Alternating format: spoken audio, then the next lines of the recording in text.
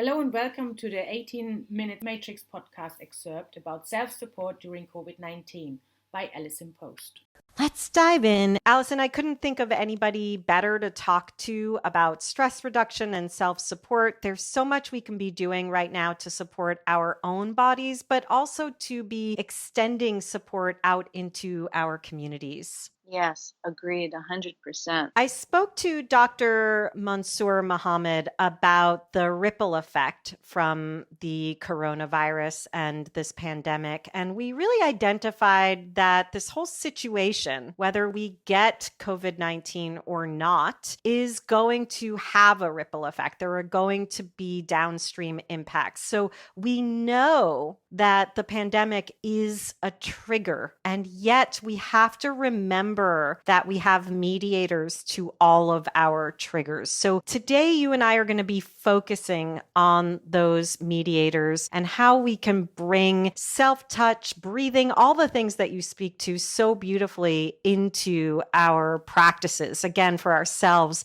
and for our practitioners. So in terms of illuminating where we can be starting with these practices, what comes to mind for you? I think the first thing that comes to mind is our beautiful bodies that are actually taking a little bit of a back seat right now because people are fearful. So many people are lonely, actually. They don't have a lot of ways to be with other people. So they're not feeling well in their bodies, but they're not paying that much attention. I see posts on Facebook. I have a lot of information coming in about, I don't really care if I gain a lot of weight. I'm eating a lot of comfort food. I think people are self-soothing themselves as much as they can. But I think what they don't realize, we as practitioners can help them realize, is that self-soothing has many different guises. We can use our breath, but not just by watching it or meditating. We can take a more active role and really feel inside of ourselves, feel the pace of the breath, and engage in practices that will slow the breath down. Because right now, our heartbeats are going a little bit faster. We're in a little more hypervigilant. We can't help that. I don't care who we're talking about. This is the global pandemic. So we're feeling each other outside of our own skin. So how do we slow it down? There are lots of practices with your breath where you can breathe in to a count of 4. You can hold to a count of 7. You can let the breath out to a count of 8. I just like to not put too much of a boundary on that. I like people to feel their breath. How much can they breathe in? Can they pause at the top of their breath for a second or two and feel the inspiration, feel what their rib cage feels like in that breath, what their fingers and toes feel like, that they have a body in that inspiration. And then exhale completely. Let the mouth open, let the throat relax. Feel your back against the surface that I would love you to be lying on instead of sitting up, just to really relax your body. And then rest at the bottom of your breath. Can you do that? That's the scary part when we're in hypervigilance. Rest? No, I have to be on alert. Can you allow yourself that second or 2 seconds or however long to feel the depths of your relaxation, to allow your musculature to let go a little bit, just as much as you can, so that the next inspiration, it might be a little deeper. The pause might be a little more wide, and then the exhale then can even be longer, and the rest can be better. And what does this do for us? It allows us to have a rest, digest, repair response coming back online. I'd love to start people there with really relaxing their breath. So important, because what you're talking about takes us out of this sympathetic mode we're in right now. And like you said, it's global. Like, we're feeling the sympathy. We're leaning forward into the news, into the media, into the stories. And we're not necessarily taking that time to, I always move my body back against the ground or the chair, like you're saying, that that parasympathetic that allows us to rest and digest, that allows our immune system to work, that allows us to heal. And I know you bring these things together so beautifully with the connection between the breath and the touch and our digestive function, which is so important right now. So are you hearing people having an increase in digestive distress? I hear that a lot. First of all, because a lot of people are self-soothing and they're eating more foods, lots of foods. There are even some great writers writing about first you eat and then you do this and then you eat. I mean, I think we're eating and reaching for those things more than usual. I think we can reach for other things. We can reach for our breath. And I think people are experiencing more digestive complaints as a result. Lots of gas, unfortunately, speeded up digestion or slowed down transit times. So I am guiding them, as I always do, no matter what, into using that breath, but also using their self-touch. Or if they're in a family situation, working with each other. If you're not by yourself, this is an opportunity to do what many, many generations of other traditions have done. They teach each other massage, and it's passed down from grandma to child. So we can work on our own bellies in such a lovely, gentle way, just by taking our hands and putting them on our belly and first feeling that breath, touching into that breath so that it becomes tissue-wide, body-wide.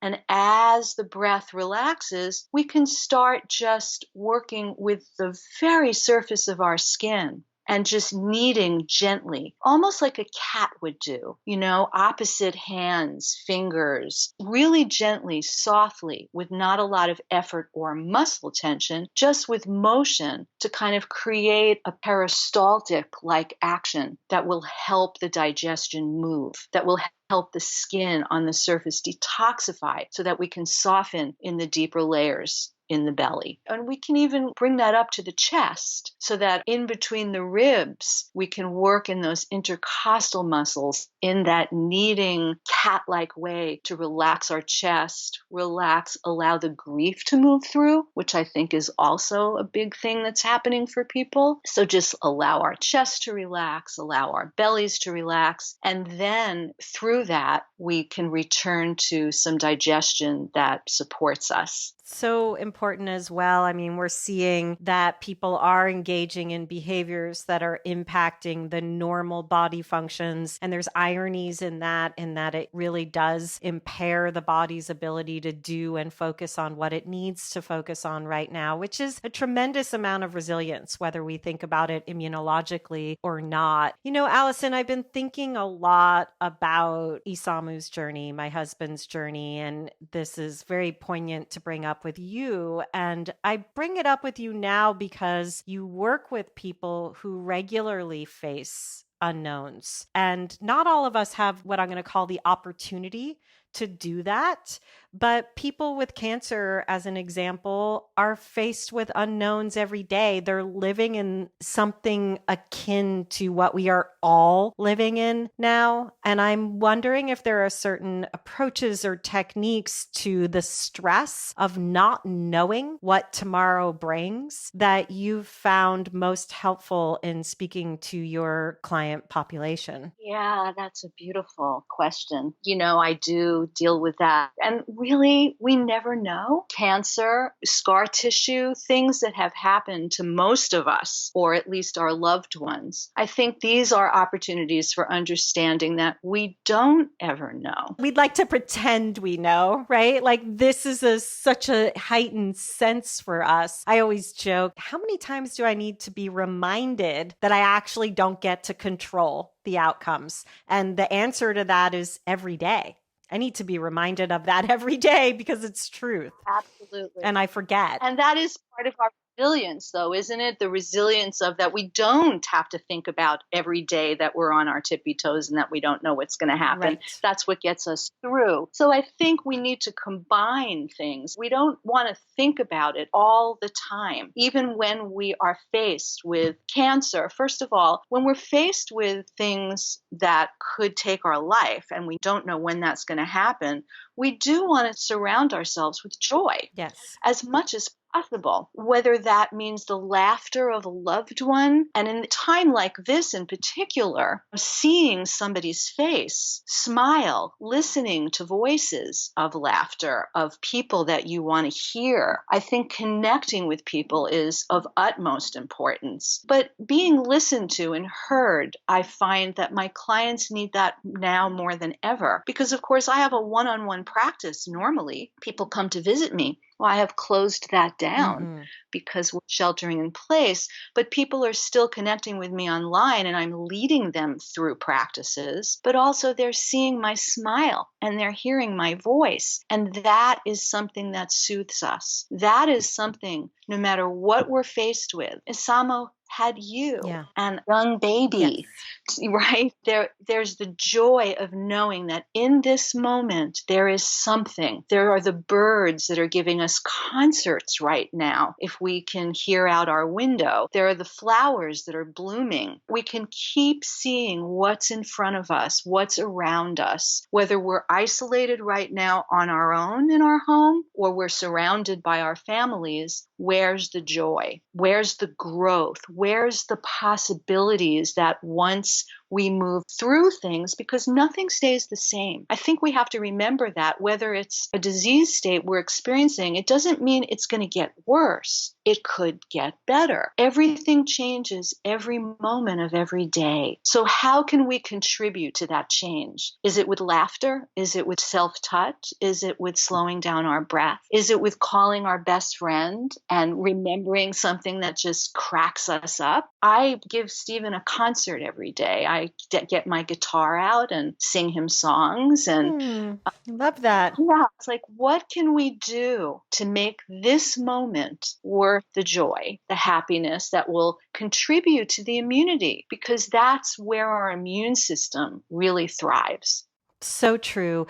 If we think about those who may be listening, whether you're a coach or clinician yourself, or you're looking to help your community come into their joy, their laughter, what about the people who can't find that? They're in the state of anxiety. I read some posts from people who suffer from anxiety saying, you don't know what's going to happen tomorrow and you're worried about it all the time. Welcome to my world, right? So people who live with anxiety all the time, and that number is going to increase now. How do we speak to, again, either ourselves or our communities about the inability to hear the joy, hear the birds, hear the laughter, engage in it when everything just feels impossible right now in terms of stress reduction? I really hear this, and I have to say, as a joy bubble who wakes up in a good mood most days,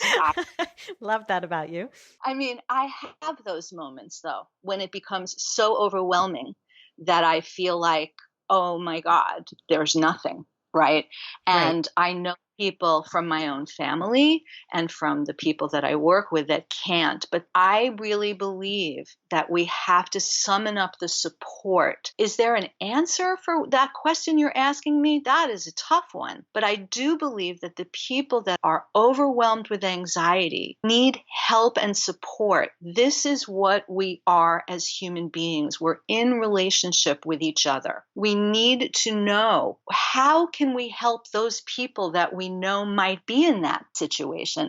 Like, I have been writing emails to clients who haven't contacted me just to check in on them, because I know that they get into those states. I reach out to them and I want them to know, I'm here for you. I sent out a newsletter saying I have free of charge consultations for anybody that needs me now, because people do get into that state, and it's only a kind voice. It's only somebody reaching out to them them that will actually help them. And then for them to just be able to unload. We need to listen to people. We don't always have to come up with, okay, you can do this and you can eat this and you can massage yourself. Right. I will just let you feel yourself. And then maybe after you've unloaded, we can do a little dance together. Because you've expressed it, we can shake it off your hands. We can stamp our feet and let us know that emotions move through the body if they're allowed to express themselves. But so many people, they don't have the ability to express themselves, or they're being quieted down instead of letting their feelings run. We do have our feelings. I don't know if that answers your question. It definitely answers the question, Allison. And I think that, I'm like you. I wouldn't say I'm an optimist, but I tend to lean more towards joy than anxiety or depression. And what helps me is always a kind of reframe. If I can reframe the situation, it helps me to understand it better, which is where I really was looking at the circle of influence. I have no control. I have too much concern, but I do have influence. And what can I do in my area of influence? And what you're saying is that baseline, what we can do is express our truth. And we as coaches and clinicians